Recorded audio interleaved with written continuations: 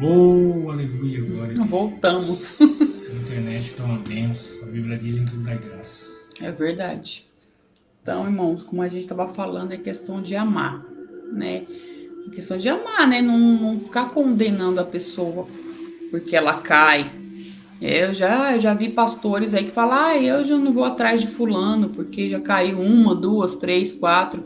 Mas não importa quantas vezes ele caiu. Nosso papel, quando Jesus nos chamou, foi ajudar a levantar, né? A gente não tem que ficar, mas já está acostumado com o pecado.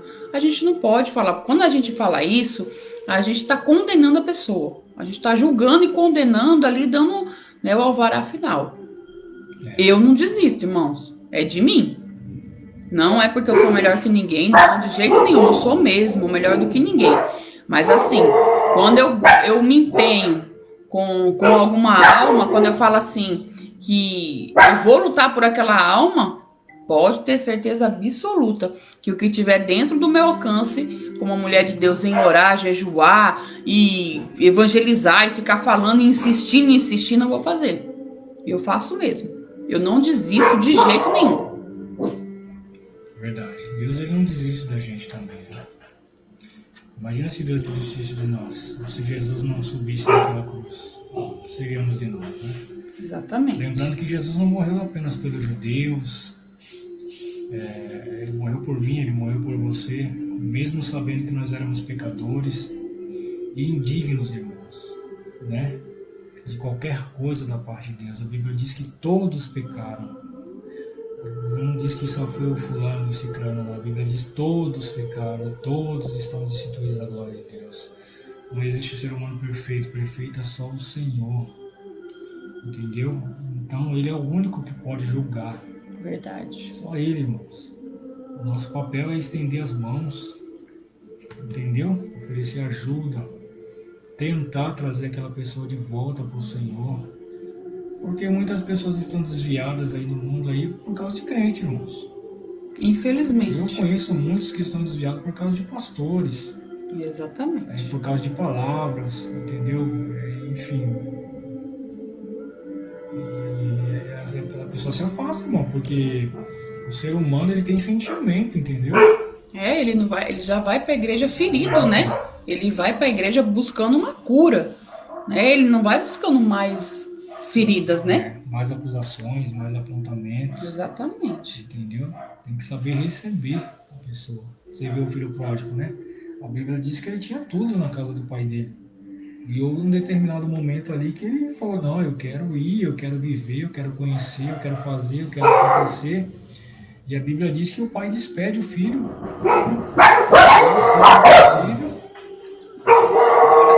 E quando ele chega numa situação em que ele vê que lá onde ele está não está bom para ele, porque ele se lembra que na casa do pai ele tinha comida, ele tinha bebida, enfim. E ele volta, ele reconhece, né? Fala, poxa, mas na casa do meu pai até os criados têm lá, né? E eu tô aqui comendo as bolotas de, né? Dos porcos. Não, vou voltar lá e vou pedir perdão pro meu pai. E a Bíblia diz que o pai recebeu o filho com alegria, irmãos. Assim é o Senhor. Mesmo que a pessoa saia da presença de Deus, que ela vá para o mundo, e ainda que ela cometa coisas, digamos assim, abomináveis, mas se ela se arrepender e reconhecer que na presença de Deus ela é mais feliz, o Senhor a recebe de todo o coração, como um pai, porque Deus ele é o nosso pai. A Bíblia diz que Deus ele é o nosso refúgio, ele é a nossa fortaleza, ele é o nosso socorro. É Ele que nos guarda, é Ele que nos livra, é Ele que nos faz triunfar e vencer todas as batalhas que nós enfrentamos no dia a dia. Porque todos aqueles que confiaram em Deus, irmãos, e colocaram Deus acima de tudo, acima de todos, foi vitorioso. Aleluia, glória a Deus. Eu também já fui muito apontado, já fui muito acusado, quando eu era novo convertido, né? Ainda adolescente, eu passei também por humilhações, que vinham de obreiros, né, de pessoas que estavam acima de mim, de diáconos, né, as pessoas, né, mas essa molecada não trabalha, não faz nada da vida. Eu era um adolescente, eu queria buscar a Deus, estava no primeiro amor, estava naquela alegria, naquela felicidade, e a pessoa nem conhecia a minha vida e já me julgava. E aquilo me entristeceu, me fez se afastar do Senhor. Eu fui para o mundo, lá no mundo eu conheci diversas coisas, mas eu lembrei que lá de onde eu saí, eu era feliz. Porque lá eu tinha os meus amigos da mocidade, eu tinha os irmãos que evangelizavam comigo. E eu voltei, irmãos, e eu fui recebido da melhor forma possível, tanto pelo pastor quanto pelo Senhor. Então nós não temos o direito de ficar julgando as pessoas. Exatamente. Né? É porque a gente não sabe o que levou essa pessoa. Não sabe. Né? A gente não sabe o que se passa no interior dela. Não sabe. A gente não é Deus, a gente não é Espírito Santo, né, para saber o que essa pessoa passou. Porque a pessoa já chega ferido, já chega machucado. Né? E aí, dali a pouco, a pessoa tem que, como é que fala? Vai para a igreja e o negócio começa bem, é aquela benção, e dali a pouco é ferido de novo. Né? Aí a pessoa vai falar, ué, mas eu renunciei, mas eu paguei preço, mas eu fiz tudo certo e me machucaram, então não vou ficar aqui. É como se você precisasse de um remédio, fosse no hospital e eles te dessem um remédio errado, que te fizesse mal, ao invés de te fazer bem e te curar. Né? Então a gente precisa entender isso. Né? Não é como um líder, mas como cristão, né? Como servos de Cristo. A gente precisa entender isso. É verdade. Jesus disse que todos aqueles que veio a Ele, de maneira alguma, Ele os lançou fora. Todos aqueles que vêm para o Senhor, irmãos, Ele acolhe, Ele recebe. Ele não dispersa. Nós vemos pastores dispersando o rebanho do Senhor, dividindo a igreja. Não, esse aqui pode mais porque o dízimo dele é mais alto, né? Exatamente. Esse aqui pode mais porque a família dele é influente.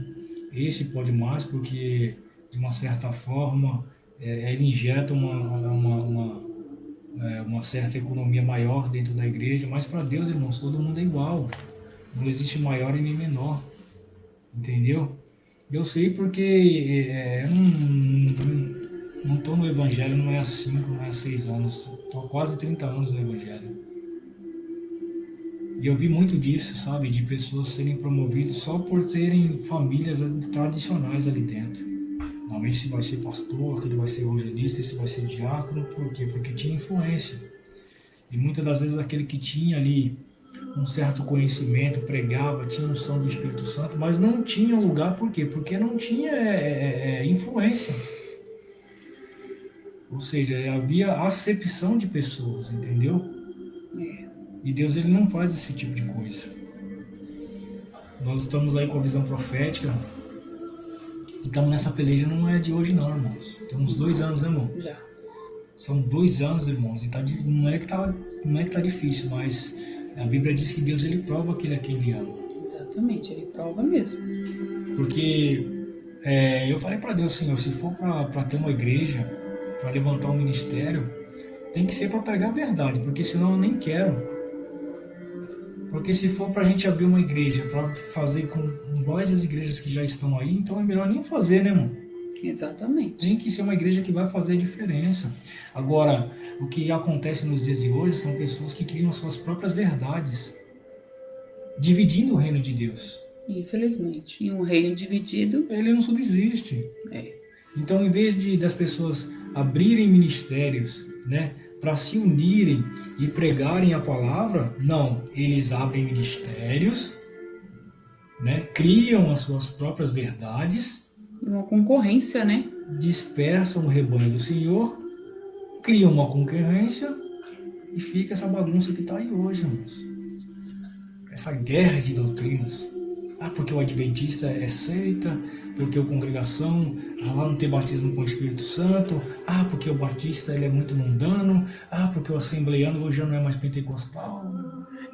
São críticas, né? Então, nós estamos vivendo, infelizmente, um tempo em que nós nos julgamos uns aos outros, né? Nós não podemos ter essa posição, né? Porque o nosso papel, eu insisto, é orar, né? A gente tem que orar para que as coisas elas entrem nos eixos, né? Para que entrem as pessoas, eu vejo que as pessoas elas estão muito conformadas com as coisas que estão acontecendo, né? E por isso que a coisa está como está, né? É tudo muito bagunçado, é tudo muito fora de contexto, é muito pouca Bíblia, sabe? As pessoas elas querem ter uma vida e ter uma vida à parte com Deus, e não existe isso. Você tem que ter uma vida com Deus em tudo que você faz, né?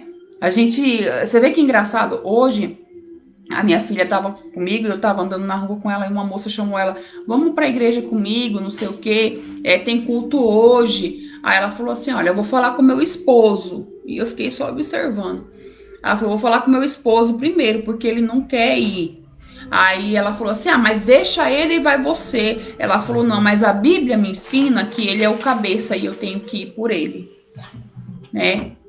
Então a gente vê por aí que uma pessoa que ela é doutrinada na verdade, que ela conhece a palavra de Deus, ela sabe o que ela tem que fazer, né? A salvação é individual, a salvação é individual, mas a Bíblia também fala que a oração da esposa ela santifica o marido, né? A gente não pode colocar a nossa casa, o nosso lar, a nossa família em pé de guerra para agradar ninguém, né? Porque aí a gente acaba desagradando a Deus. Porque Deus, em primeiro lugar, antes de ser igreja, Deus é família. Né? Edifica a sua casa. Exatamente. Eu e o Alexandre mesmo, a gente passou um período, porque, como todo mundo sabe, a gente é casado há 3 anos, estamos juntos há 4 anos, né, amor? E, assim, as crianças, quando o Alexandre veio para casa, já eram grandes, né?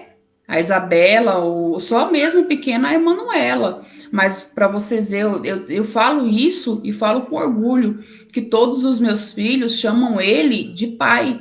E não porque eu pedi, mas porque todos o amam como um pai, né? Eles amam, eles respeitam, eles consideram e vice-versa, né? Só que para chegar nesse ponto, houve um processo, né? A gente teve que se adequar à família, porque ele era uma pessoa que não estava acostumada com esse tipo de convívio, né? E eu, por outro lado, já estava acostumada a viver sozinha há muitos anos e ser dona da minha vida. E ser aquela que fazia tudo dentro de casa, resolvia tudo, tomava todas as decisões, né? Aquela que segurava a barra de todo mundo, entendeu? E foi um choque no começo, até a gente se adequar. Então, como é que a gente poderia abrir um ministério, né, dessa forma? Então, porque se a gente fizesse isso, então quer dizer que para Cristo a igreja seria prioridade, não a família. E não é assim. A família, ela é prioridade para Deus, sim, né? Porque não adianta a gente viver bem aqui pregando e falando bonitinho, e quando a gente, né, desliga aqui, encerrar a transmissão, a gente começar com briga, com confusão dentro de casa. A gente vigia muito nesse sentido. Hoje em dia é assim, a gente vigia um dia antes, durante e depois. Porque não adianta, irmãos, o nosso maior acusador é a nossa consciência, é o nosso conhecimento. Eu digo que quem mais me acusa sou eu mesmo, não é Satanás. Tudo bem que o nome dele é acusador, mas quem me acusa sou eu mesmo. Porque se eu tô aqui pregando para você de amor, falando de amor, de amar o próximo e de orar, né? Tô falando de oração, de orar, ter uma vida com Cristo e chegar, eu não orar, eu simplesmente virar e dormir, entendeu? Eu tenho que falar daquilo que eu tô vivendo, né? Eu costumo falar isso, que eu prego aquilo que eu vivo, né? Eu não fico inventando. Porque tem momentos que a gente tá mais fraco, a gente não tá orando todo dia, a gente não consegue jejuar. Isso é do ser humano, isso aí é da vida cristã, é normal, né? Mas o que a gente tem que entender é o quê? É que a gente precisa ser mais forte que isso. Tem dias que a gente quer parar, irmão, não é todo mundo, não. É hipocrisia falar, ai, mas eu nunca quis parar. Quer sim. Tem dia que a gente tá cansado, que a gente fala, ai, Senhor, eu não aguento mais. E o que te coloca de pé? É a oração. Vai orar, vai ouvir um louvor, né? Vai se colocar diante da presença de Deus para você ver se as suas forças não são restauradas, não são renovadas. O que Jesus falou? Vinde a mim todos que estão cansados e oprimidos, e eu os aliviarei. Não é isso que a Bíblia fala? Ah, eu tô cansada. Procura Jesus. Vai ler a Bíblia. Eu, quando não tô lendo Bíblia aqui, porque eu não leio muito a Bíblia por causa da letra dela e eu não enxergo muito bem de longe. Mas eu tô sempre no notebook ou no celular, é lendo Bíblia. É pegando estudo daqui, aprendendo dali, porque eu preciso disso. É isso que me mantém de pé. Diante de tantas lutas, de tantas batalhas que a gente já passou nessa vida, o que me mantém de pé é minha vida com Deus. É buscar dele, é conhecer a ele, é orar a ele. Mesmo sem saber quando que ele vai fazer, quando ele vai responder e se vai fazer um dia. Mas a minha vida hoje em dia é essa. Né? E a gente vigia muito, como eu falei, pra gente não acabar aqui e não sair brigando. Ou a gente não brigar antes, sabe? E com isso a gente tem vencido um dia de cada vez, sem discussões, né? Sem brigas. Porque é ruim, irmãos. Como é que você vai brigar? Eu mesmo não consigo estar brigada com alguém e olhar pra cara dela e rir e falar tudo bonitinho. Não. A gente não pode ser assim. Isso é ser mentiroso. Uma vez eu fui numa igreja e nós tínhamos acabado de discutir e a gente chegou na igreja e eu tava chorando porque eu tava muito triste. Aí uma irmã chegou em mim e falou assim, irmã, você é pastora, você não pode chorar, porque quem olha pra você vai falar assim, mas se a pastora tá chorando, tá desse jeito, que dirá os outros? Eu falei, irmã, eu sinto muito lhe decepcionar. Mas eu sou igualzinho o povo da nave. Eu tenho carne, osso, coração, cabelo, tem tudo. Eu sou normal, né? Um cargo eclesiástico. Um cargo eclesiástico não me faz mais e nem menos do que ninguém, né? Porque Jesus, ele não vai salvar isso. E se eu tô triste, eu mostro que eu tô triste, sim. Se eu tô precisando de oração, eu peço oração, sim. Entendeu, irmãos? Porque isso aí faz parte da humildade. A gente não tem que querer só, eu sou tal, eu faço aquilo. Não sou ninguém. Quem é, meu Deus? A gente só intercede, né? A gente pede ao Senhor que ele faça, né? A gente pede ao Senhor que ele faça, que ele conclua a obra, né? Eu falo, Senhor, vai lá, convence fulano. Jesus, eu não aceito não, Pai. Eu não posso ver a pessoa desviada assim. Eu não posso ver essa pessoa doente. Eu não consigo ver essa pessoa passando por isso. Sabe, Jesus? A pessoa tá certinha, tá fazendo o seu melhor. Vai lá, Senhor. É conversar com Deus assim como Abraão fez, irmãos. É a gente saber que Deus, ele tá com os ouvidos atentos. Tá? É vida com Cristo. Não é só você fazer... Aleluia. Boa noite, Dorinha. Paz, meu amor. Não é só você fazer pra você, entendeu? Se preocupar também só com você. Não dá, irmãos. A gente precisa, né, se preocupar com os outros. Né? E se preocupar de verdade. Aí eu me preocupo mesmo. A minha amiga Andréia fala que eu me preocupo demais, que eu sofro demais e que eu pego prova com a minha mão. E eu pego mesmo, acabo pegando, porque eu não consigo ver uma pessoa que eu amo sofrer. Uma pessoa que tá precisando de oração e não orar. Eu não consigo ver uma pessoa que tá desviada e fazer de conta que eu não vejo. Entende? Eu perco o sono. Eu faço propósito. Tem vezes que Deus responde, tem vezes que ele não responde. Mas eu não deixo de orar. Eu falo pro Senhor, eu estou que nem Jacó. Eu falo assim, enquanto fulano não voltar para o Senhor, eu não paro de pedir. Senhor, enquanto fulano não sarar dessa enfermidade, eu não paro de pedir. Até que o Senhor, ele faça o que ele, né, diga que não vai fazer. Mas o meu papel é orar, né? Não é querer saber por que fulano desviou, por que ciclano tá doente, por que só ficou doente, por que não sei o quê. Eu não quero saber. Não me interessa. O que me interessa fazer é o meu papel como cristã, né? Que é buscar pelas pessoas. né? Que é para isso que a gente tá aqui, né, amor? A gente não tá aqui só pra... Ai, vou ler Bíblia e pregar bonito e falar bonito e me posicionar porque eu não posso pegar no púlpito, que eu não posso bater, que eu não posso gritar, não posso isso. Não, a gente não tá aqui para isso. Eu falo pro Senhor não precisa me usar, né? Não precisa me colocar em pedestal, não precisa me colocar em altar, não precisa não. Eu fico tranquilamente na nave da igreja, igual todo mundo, não ligo para isso. Mas a única coisa que eu quero é, se eu tiver a oportunidade, é de falar algo que cure as pessoas e que não fira elas. Isso eu peço todos os dias a Deus. Senhor, não deixa nunca eu falar nada, Senhor. Não deixa, Senhor, sair da minha boca nenhuma palavra que fira ou que mate alguma alma. Viu, irmãos? Então vamos ser vigilantes nisso. Né? Que ter conhecimento da palavra, ter conhecimento de quem é Deus, não nos dá o direito de machucar e de ferir ninguém por causa de pecado, disso ou daquilo. Porque para Deus, irmão, não tem pecadinho, não tem pecadão. Né? Você adulterar é um pecado e você falar um palavrão é o mesmo pecado. Né? Se você tiver que ser condenado, é a mesma coisa. Deus ele não difere pecado, não existe escala de pecado. Existe pecado. Então vamos colocar o pé no chão para a realidade, que a realidade é essa. O pecado do seu irmão, ele adulterou e não sei o quê, ele funicou. Deixa ele. Você também tá cheio de pecado, você já tá pecando só de falar. Então o nosso papel não é esse, irmãos. É orar e crer que quem batalha por nós é o Senhor. Que enquanto a gente tá lutando pelas pessoas ao nosso redor, o Senhor ele tá lutando por nós, ele tá lutando pelos nossos. Ele tá fazendo alguma coisa que mesmo que a gente não esteja vendo, lá na frente a gente vai entender. A gente vai compreender. A gente precisa disso, né, amor? Amém, irmãos? Lembrando que enquanto muitos aí estão fazendo agenda, a gente está tentando criar discípulos. Amém. Né?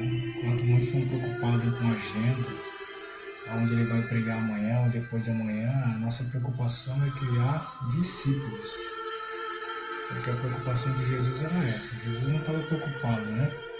Se o sacerdote ou o chefe do sinédrio, ou fulano de tal, ia receber ele com honras ou só assim. Não, Jesus estava preocupado em ir fazer aquilo que já havia sido ordenado pelo Pai. Nosso intuito aqui é fazer a vontade de Deus. Amém. É pregar a palavra. Nós poderíamos aqui abrir essas lives aqui e pregar que nem esses pregadores pregam, meu irmão. Porque palavra eu tenho aqui, esboço eu tenho de sobra. Exposição também. Mas não é. O que eu me propus, o que nós nos propusemos não é isso. Jesus, quando ele sentava para falar com o povo, ele sentava, ele explicava com calma, entendeu? De uma forma que o povo entendesse. Jesus pregava conversando, irmão. Exatamente. Você não via Jesus gritando, nem correndo, nem sapateando. Jesus ensinava. Paulo também. Era conversando, era no diálogo. Então não precisa disso. Às vezes você vai numa igreja, é uma gritaria, que no final de contas você sai com dor de cabeça e é capaz de você não saber nem o que foi pregado. Entendeu? Não estou dizendo que Deus não usa, Deus usa. Com eloquência, sim. Mas tudo tem que ter um equilíbrio, entendeu? Exatamente. Mesmo porque existe diferença, né, amor? Entre pastores que o nosso chamado é pastorear, é direcionar, é orientar. Tem pessoas que foram chamadas para pregar, para ministrar. Aí é diferente, né? Porque a pessoa que prega, ela tem esse, né? Ela já tem esse chamado, então Deus vai usar ela de várias formas, de várias maneiras, Na né? sexta-feira, Deus usou alguém e falou para mim falou assim, ó, o seu negócio é entrar, pregar e sair.